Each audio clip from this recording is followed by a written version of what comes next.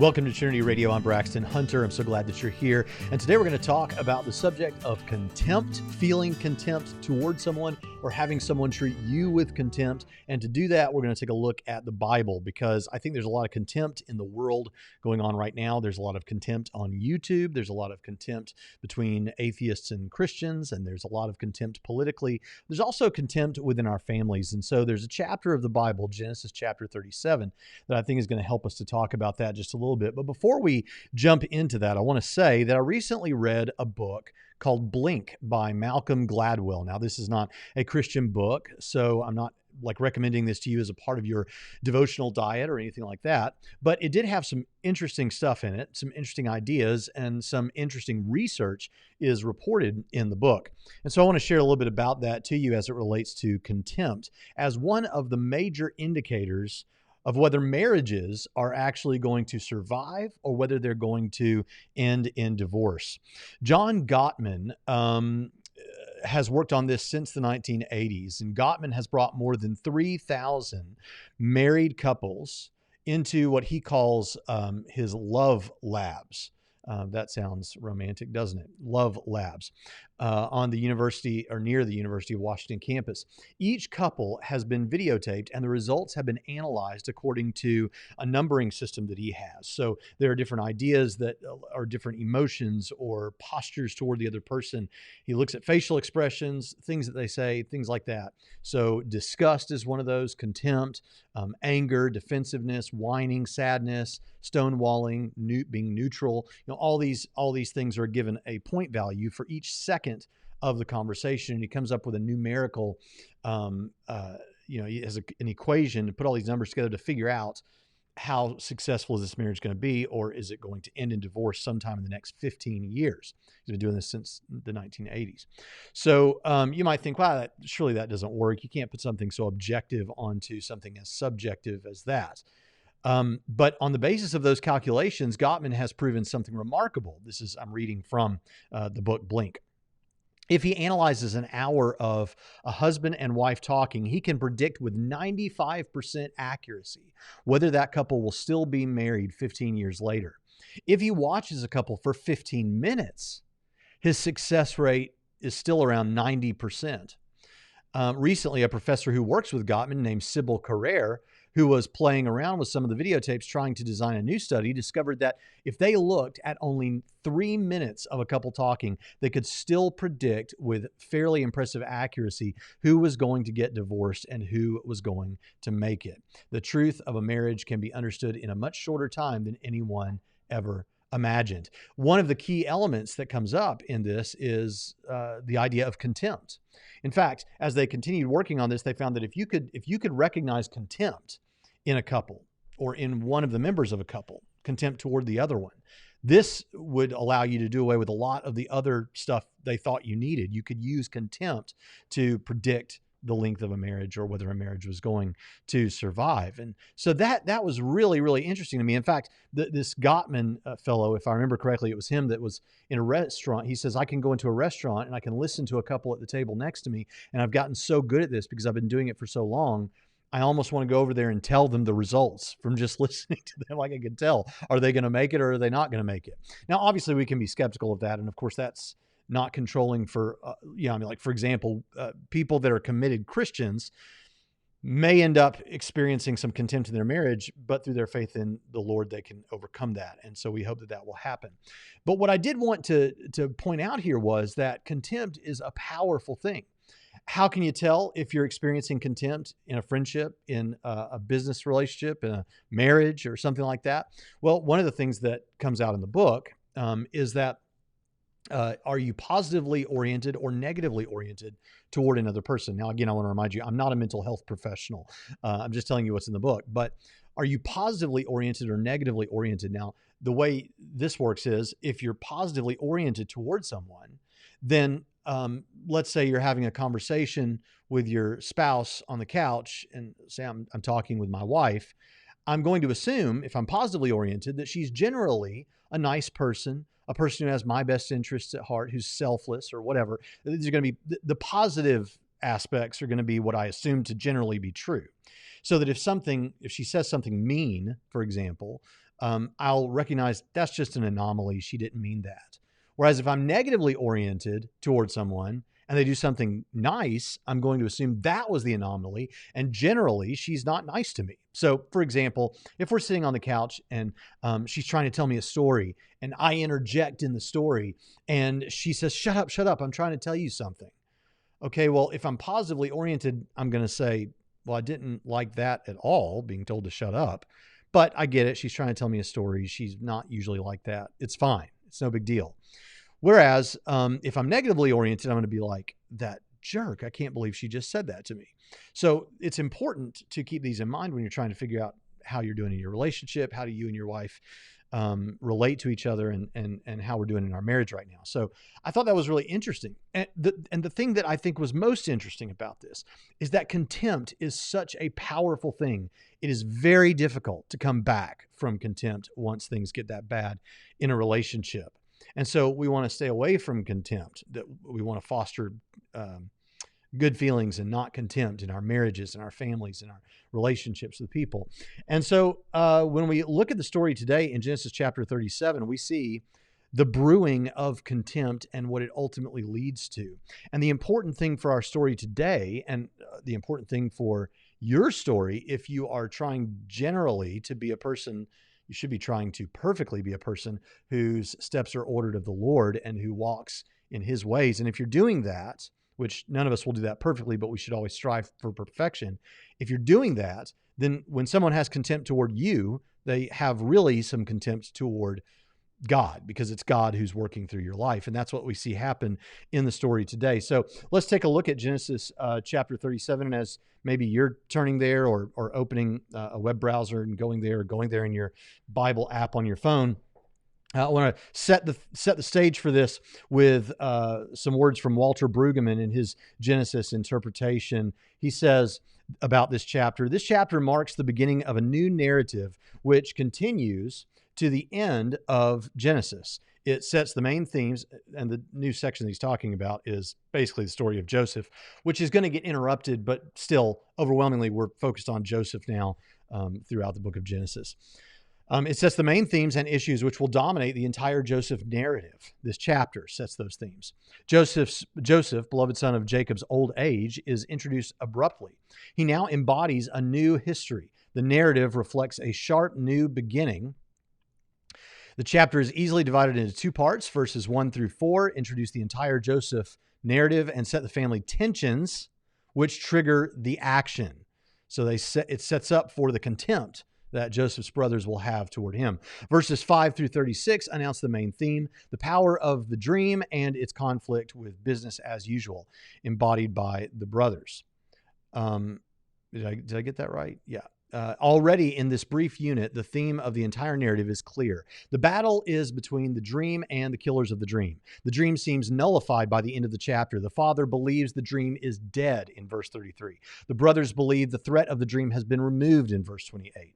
Only the single verse 26, hints at another possibility, and we'll get there. The main character in the drama is not Joseph, but Yahweh. Though hidden in the form of a dream, silent and not at all visible, the listener will understand that the dream is the unsettling work of Yahweh upon which everything else depends. Without the dream, there would be no Joseph and no narrative. From the perspective of the brothers, without the dream, there would be no trouble or conflict. For the father, without the dream, there would be no grief or loss. The dream sets its own course. The father, brothers, and dreamer notwithstanding. And in the end, the dream prevails over the tensions of the family. So if you're familiar with the story, some of that may make sense. If you're not, we're going to jump into it now. But that section that I just read was from Brueggemann's interpretation of Bible commentary for teaching from pages 298 to 299. So let's begin with the text and let's make some comments as we go. Chapter 37, verse 1. Now Jacob lived in the land where his father had lived as a stranger in the land of Canaan. These are the records of the generations of Jacob. Joseph, when he was 17 years of age, was pasturing the flock with his brothers while he was still a youth, along with the sons of Bilhah and the sons of Zilpah, his father's wives. And Joseph brought back a bad report about them to their father. So Joseph is out here with his other brothers, and they're getting into something that isn't right. We don't know what it is, something bad. They're doing something bad. And he comes back and tells his father about it. So he's a tattletale. Now, this is obviously going to create some tension, which ultimately is going to snowball into full-blown contempt if it hasn't already. But this is sort of the relationship that Joseph has already with his brothers as we begin this part of the story. And we don't know what it was that his brothers were getting into, but they were doing something wrong. We're not told what it is. But whatever his brothers were doing wrong, he told his father. And from everything we know about Joseph, from what comes later in the story of Joseph's life, we know that he's a man of integrity. He's a good man. And so this is, I mean, in fact, he's so much a man of integrity that he's put over all of Egypt, basically, in charge of almost everything before the whole thing's done. And so as a result of all of that, we would suspect that he's not making up some lie to say something bad about his brothers. He's probably honestly reporting something his brothers are doing that they shouldn't be doing. And so this is upsetting. This will be upsetting to his brothers. So we're seeing the beginnings of all that contempt here. Now, brothers are going to have these sorts of relationships. And now that I have two daughters, I know that can happen with daughters too. But you have this, maybe there's some jealousy. Maybe there's this desire to see the other kid get it to some degree. I remember one time when I was probably, 12 years old, I was sitting around our house, and I heard my father say about my brother, when he gets home, I'm going to go in there and I'm going to tell him what I think, and I'm going to ground him, or whatever he said he was going to do. And I was excited by this. I thought this was great. This was fantastic. And so I went and sat on the front porch and waited for my brother to come home, because I couldn't wait to watch the whole thing unfold from the moment my brother got out of his car to the moment that he really got whatever he was going to get for whatever it was that he did by my father. Well, nothing happened. He came home, and I watched intently to see this whole thing unfold, and nothing happened. My father didn't say a word to him, and nothing at all happened. And so sometime later, I was with my parents in the car, and I said to my father, "You lied." And my father stopped the car and turned around and looked at me and said, "I what?" I said, "You lied. You said you were going to really give it to my brother, and you didn't give it to him." And he said, "Son, I have my own reasons for not doing that. And as much as your mother and I have tried to impress upon you the importance of honesty, that you would indicate that I had lied about that without asking me my reasons, is just so disappointing." And it broke my heart, because I had disappointed my father. But I also learned a lesson there, that why was I so excited about seeing my brother come to some punishment? It didn't make a lot of sense, but it's all too normal between siblings, I guess. So the point is, I think I can relate to this on some level, but not on the whole level, because this is going to go to another level here in just a moment. Verse 3, "Now Israel loved Joseph more than all of his sons," Israel being Jacob, "because he was the son of his old age, and he made him a multicolored tunic."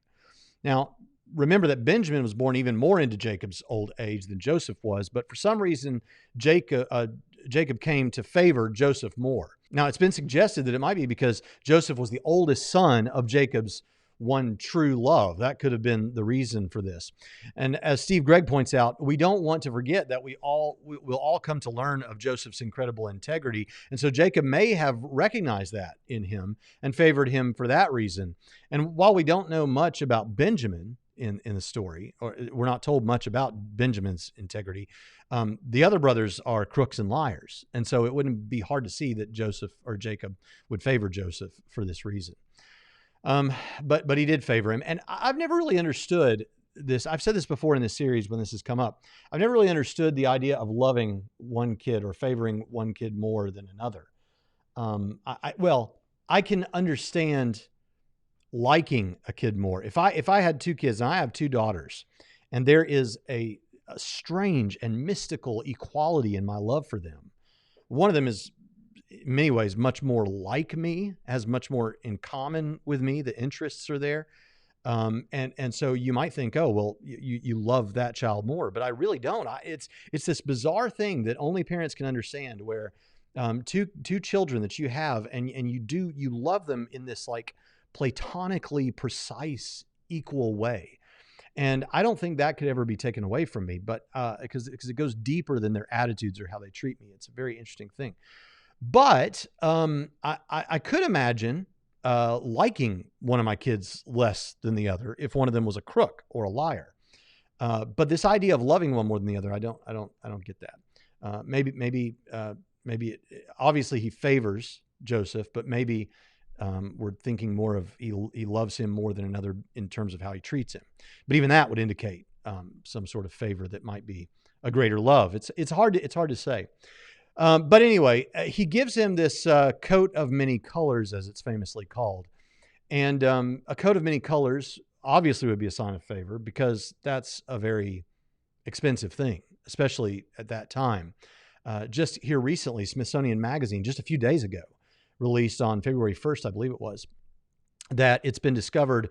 Well, here's the headline from their magazine: royal purple fabric dated to time of biblical David found in Israel. Now, obviously, that's way past all of this that's going on with Jacob and Joseph and all of those 12 sons. But it still makes the point that even after this time, it was still very rare to have certain colors and to have a multicolored thing, because you couldn't just go down to the local Joann's Fabric and get all the color dye you want, or wherever you go. I don't know if that's right. But here's what the article says about this royal purple fabric that dates to the time of King David. Quote, "The color immediately attracted our attention, but we found it hard to believe that we had found true purple from such an ancient period," says the study co-author Erez Ben Yosef, an archaeologist at Tel Aviv University, in a statement. Derived from the bodies of snails, the dye used on the wool fibers was extremely valuable in the ancient world. Previous excavations had found the color on mollusk shells and pottery fragments, but not on fabrics. So this was, that's purple. That's obviously not all the colors have to come from snails, right? And it's really rare like that. But it gives you an idea of that you would have to get colors, various colors from various different sources. And it was to have a garment that had multiple colors on it would be an expensive thing. And so most commentators think this coat was Jacob's way of ceremonially or symbolically designating Joseph as his favorite. And so the brothers would see that, and the brothers would recognize the contempt yet again, or would develop the contempt. Verse 4, "And his brothers saw that their father loved him more than all his brothers, and so they hated him and could not speak to him on friendly terms." There it is. Couldn't speak to him on friendly terms. There's that negative orientation toward Joseph that we talked about.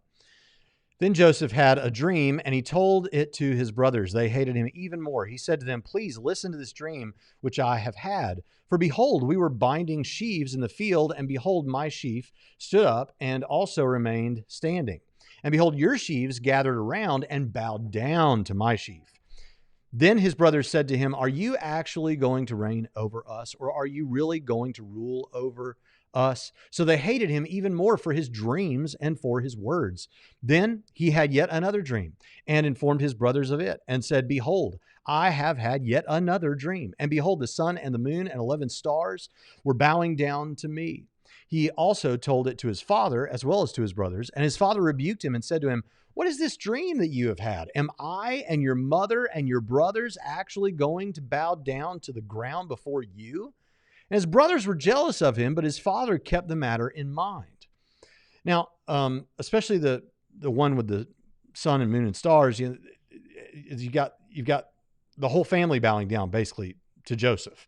And Jacob's asking, he's not discounting it entirely, because it says at the end of verse 11 that he kept these matters in his mind. Maybe this is true, but it would be a strange thing, Jacob's probably thinking, especially he says, "Am I and your mother going to bow down?" She's dead. How's she going to bow down? So, but he kept this. The brothers just became jealous. The contempt is increasing even more. But Jacob here is going to think about it further. And now, if there wasn't a divine hand in this, I've always been tempted to think, Joseph, why are you telling them about this? Right? If you've got a story like that, you already have to sense what your brothers are feeling about you. And you had dreams like this where everybody's bowing down to you, and you're going to tell them about that? And you think, how did you think this was going to go? Because of that, some people have suggested perhaps that he told them out of arrogance, Some have thought, no, it's just that he was naive about it. But I tend to think that he was just bewildered by these dreams. And so perhaps God wants me to tell my family about this thing. But it does upset them. If it was me, who knows what you'd do in a situation like that, but I would think I would maybe go tell my father. But other than that, just let's not tell those brothers. Those brothers are volatile already. So let's not tell them that they're all going to be bowing down to me according to this dream. Or that I had this dream where they were bowing down to me, whatever pans out. But this is a strange thing. I don't think I would have done it that way, but he does. So now it could be, why is it that God gave Joseph this dream at this point? Gregg suggests that maybe it's because Joseph is obviously being bullied and mistreated and treated as an outcast by his brothers. And he could have been really depressed about this whole thing, and it could have chipped away at his resolve. And so perhaps God gave him this now to encourage him a little bit. Who knows? It's hard to say. These are things that we just have to speculate about. But why does it say that Jacob kept these things in his mind? Maybe Jacob really sees some reason to believe that this might be true. Again, Gregg talks about that what we know from later on in the story, that Joseph is a physically attractive man. And you think, well, what does that have to do with it? Well, in these ancient societies, if a child was good looking, that could be an indication that God's got his hand on that child for some special task. And in fact, I mean, even today, you can see how people would come to that conclusion, because even today we have good looking people obviously having some sort of an advantage in the professional field. And so you can see how people might come to that conclusion. Gregg puts it, it would be hard to construct a biblical theology of good looks. And I agree, but it isn't something the Bible ignores completely. In 1 Peter chapter 3, verses 3 and 4, we're told that it's not the most important thing. It says, your adornment must not be merely the external braiding of the hair, wearing gold jewelry, or putting on apparel, but it should be the hidden person of the heart with the imperishable quality of a gentle and quiet spirit, which is precious in the sight of God. So it's more important what's going on internally, right? The heart is more important. But the Bible does occasionally tell us when someone's good looking and physically attractive. And so that shouldn't be discounted. There could be something to that. But in the end, the stage has been set now for some serious contempt. Verse 12, then his brothers went to pasture their father's flock in Shechem. And Israel said to Joseph, are your brothers not pasturing the flock in Shechem? Come, and I will send you to them. And he said to him, I will go. Then he said to him, go now and see about the welfare of your brothers and the welfare of the flock, and bring word back to me. So he sent him from the valley of Hebron, and he came to Shechem. Now this might not have been the most wise thing for Jacob to do. Jacob knows what kind of men these brothers are. He has to know how they feel about Joseph. And he's sending Joseph out here into the middle of nowhere to check on these brothers, to see what's going on. But it may have been the furthest thing from Jacob's mind that they would actually do harm to one of their brothers. And he may have had some inkling that at least Reuben would take care of Joseph and watch out for Joseph when he's around the brothers, because we have some indication here in a moment that Reuben does exactly that to some degree, maybe not as much as we'd like. Verse 15, a man found him, and behold, he was wandering in the field, and the man asked him, what are you looking for? He said, I am looking for my brothers. Please tell me where they are pasturing the flock. Then the man said, they have moved from here, for I heard them say, let's go to Dothan. So Joseph went after his brothers and found them at Dothan. When they saw him from a distance, and before he came closer to them, they plotted against him to put him to death. They said to one another, here comes this dreamer. Now then, come and let's kill him and throw him into one of the pits. And we will say a vicious animal devoured him. Then we will see what will become of his dreams. But Reuben, now pay attention, but Reuben heard this and rescued him out of their hands by saying, let's not take his life. Then Reuben said to them, shed no blood, throw him into this pit that is in the wilderness, but do not lay a hand on him, so that later he might rescue him out of their hands. to return him to his father. So Reuben, this is telling you what Reuben's thinking. Reuben says, let's not kill him. Let's just throw him in one of these pits. And then he's thinking, I'll come back later and let him out of their hands to return him to his father. So, yeah, again, what I want to say about this generally is Reuben's sticking up for Joseph, and Jacob should have known better. Again, because look, I wouldn't even send my youngest daughter in to wake up my oldest daughter on Saturday morning. Sometimes my youngest daughter wants my oldest daughter to wake up, and she'll beg me that she can go in there and wake up her older sister.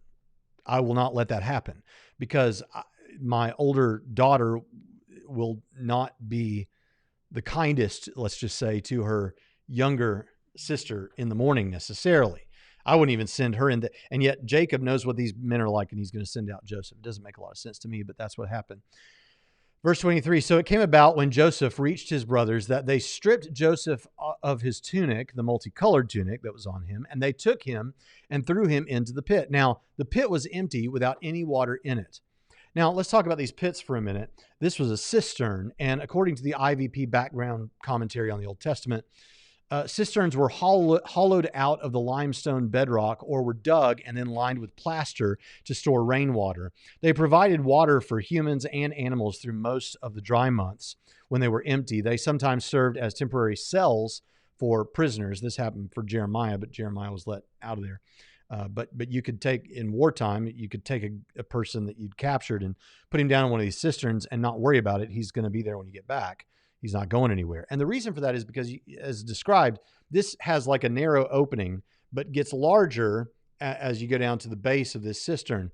And then it was plastered on the inside so that it would be smooth and so that water would be contained in it.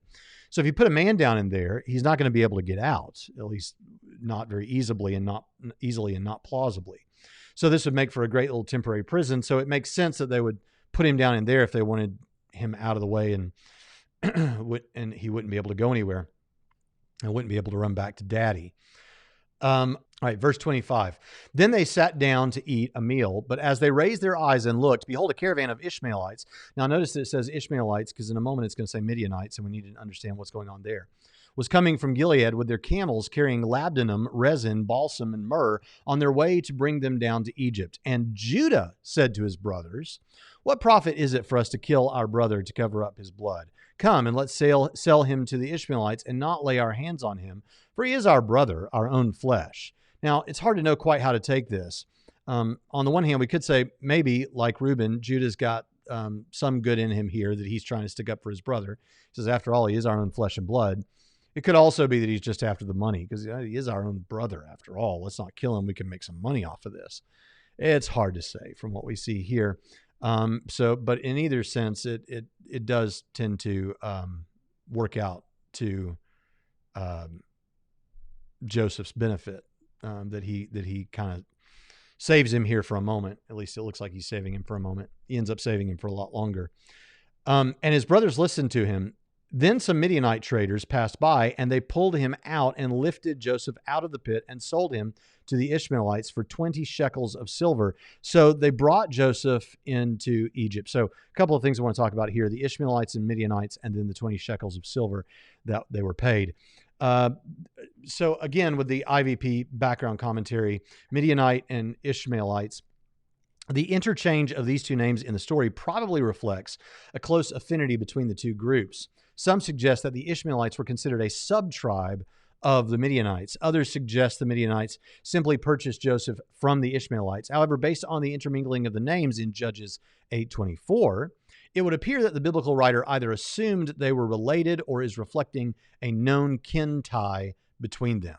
So that's important. You see these names almost used interchangeably here, and it's because there's a very close association. It could even be that there's there's a sub-tribe relationship here, that the Ishmaelites were a sub-tribe of the Midianites. Now, the 20 shekels paid for Joseph was about normal for a slave during the time period. My understanding is that an interchange or a transaction like this, 20 shekels, and later that slave might be sold for 30 shekels so that there was a markup to make some money if you're in the slave trade at this point in time. But 20 was normal for a slave in this time period, as attested in other literature of the time. For instance, the laws of Hammurabi reveal this, and it would constitute approximately 2 years of wages. So, I mean, if you think about it, you're looking at these brothers. You've got these brothers, and then each one, you've got 20 shekels, and you're going to split that between 12 brothers. Everybody gets 2 or 3 shekels, a couple shekels, something like that. You might not think that sounds like a lot, but when you consider that 20 shekels is 2 years' wages, that's a substantial amount of money. Verse 29, now Reuben returned to the pit, and behold, Joseph was not in the pit. So he tore his garments. He returned to his brothers and said, the boy is not there. As for me, where am I to go?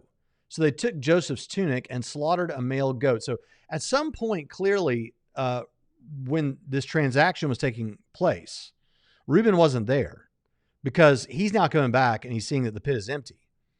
So again, perhaps Reuben would have done more if he could. So they took Joseph's tunic and slaughtered a male goat and dipped the tunic in the blood, and they sent the multicolored tunic and brought it to their father and said, we found this. Please examine it to see whether it is your son's tunic or not. I mean, how many multicolored tunics are floating around at this period? Also consider that this is a dishonest ruse of a question, because it's not like if you go now to a clothing store and you pick out from the rack 2 or 3 of the same shirt that has different colors on it, that they're going to be basically identical because of machine manufacturing of those clothes. This was a unique garment, right? Even if there were other multicolored garments, even with the same colors, they're not going to look exactly like this multicolored garment. So they know what's up, and they're just in a ruse here.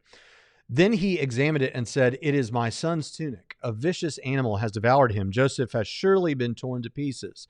So Jacob tore his clothes and put on sackcloth undergarment over his waist and mourned for his son many days. Then all his sons and all his daughters got up to comfort him, and he refused to be comforted. And he said, surely I will go down to Sheol, that is the grave, in mourning for my son. I'm going to die of mourning for this son. So his father wept for him. Meanwhile, the Midianites sold him to Egypt, to Potiphar, Pharaoh's officer, the captain of the bodyguard. So verse 36, as Brueggemann said earlier when we first started, that's actually the bright hope of this chapter. This is a chapter that is replete with sad situations, but here we see actually there's a to be continued here at the end. Obviously, there's something better coming. Now, notice that Jacob is so sad here. Any of his sons and daughters could have really comforted him and taken care of him here. If they knew the story. I guess the daughters couldn't, but the sons could. The sons could say, yeah, he's actually still alive. Okay, we did something horrible again, big surprise, but don't feel so bad. We can actually maybe go find him. But nothing like that happens. They pretend to comfort him. And so that's a sad thing here. As we get to the end of this chapter, I'd like to read a little bit from the Bible Knowledge Commentary by Alan P. Ross. He says, the theme of suffering as a test for character is predominant both for Joseph and his brothers. Though Joseph was righteous, he was not kept from suffering. He was preserved by his faith through it. In the end, Joseph could acknowledge that God meant it all for good, as we find out famously in chapter 50, verse 20 of this. The Bible's wisdom literature assures the faithful that God brings good out of evil and suffering. Though the wicked may prosper for a time, the righteous hold fast to their integrity because there is a higher, more enduring principle of life.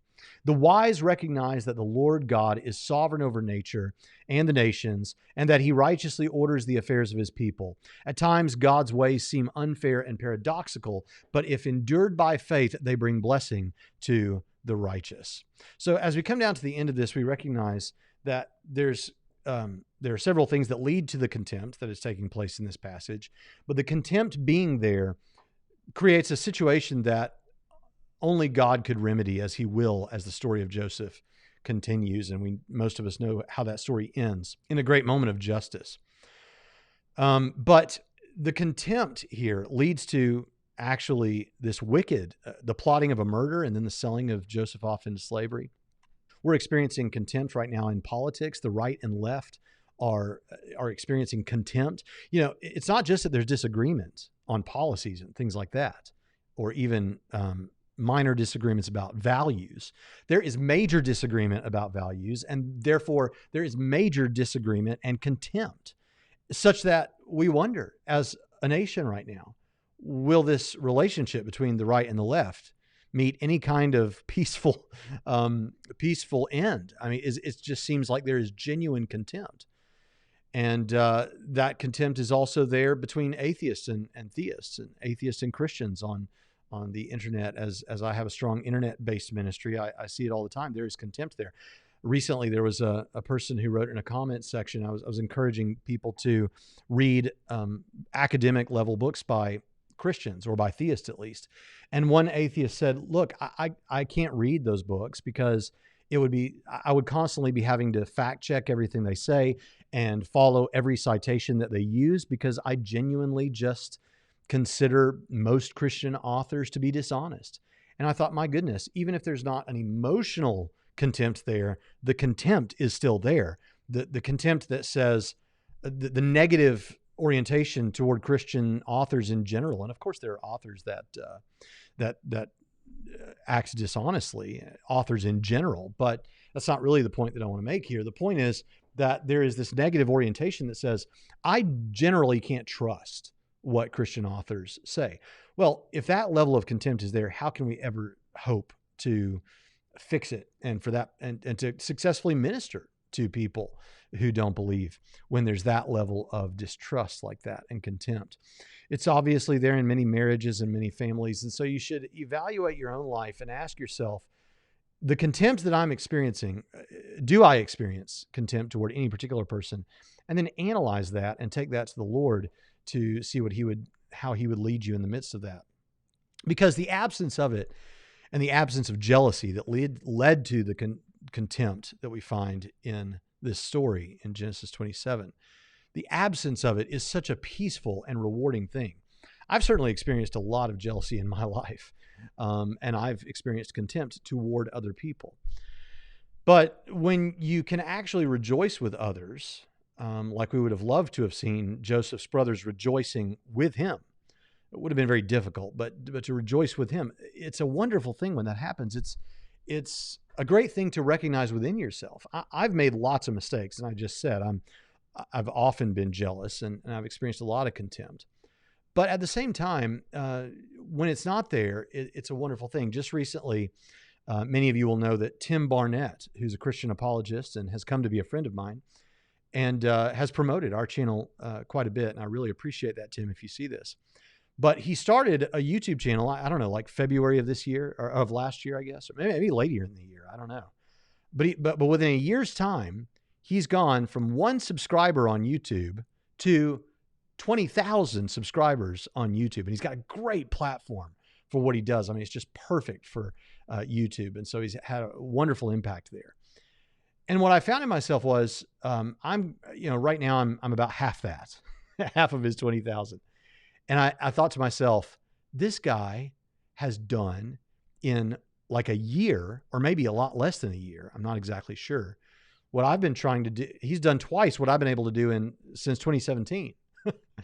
And what was amazing about it was when I saw that he got to 20,000, my response was instantly and genuinely, before I even realized it, that is so awesome.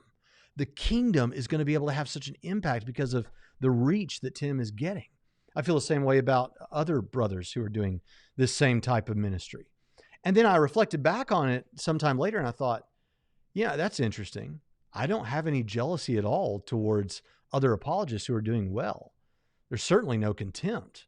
I'm happy for them like it's happening to me. I'm as happy for them as I would be if it were happening to me, because of course I'd like to have a larger ministry all the time.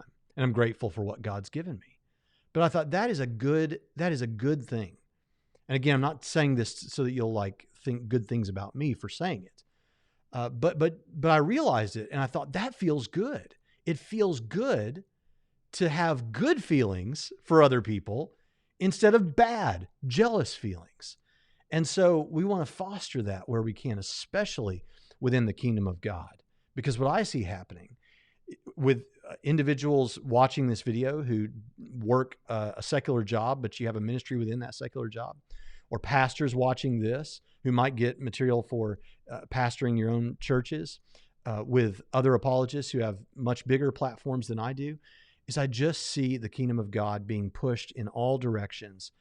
And I can rejoice with any one of those people as if it's a success that I'm experiencing, because it is, because we're all a part of the same kingdom, and it's a success for our King. I hope you'll take these things to heart, and I hope that this has been a blessing to you. And I'll see you next time on Trinity Radio.